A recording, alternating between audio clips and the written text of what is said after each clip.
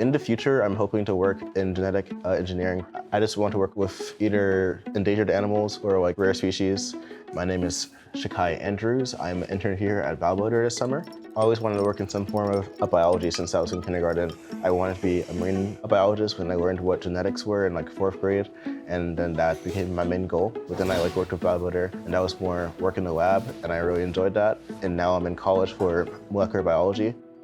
Here at BioBuilder, we provide students with the opportunity to be in a lab space. This is a very highly equipped lab. It has very up-to-date technology. That is a good chance where their schools may not have some things, or they may not have a chance to experience these things.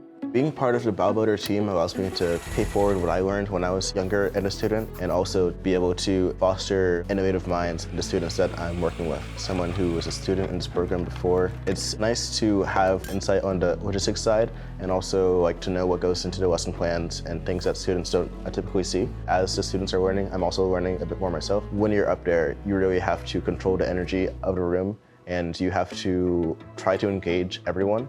And I think that is a good skill to pick up on. And it definitely prepared me because I came into college with pretty good lab skills already, which I'm very happy about. The people here are very kind people and very passionate about their work.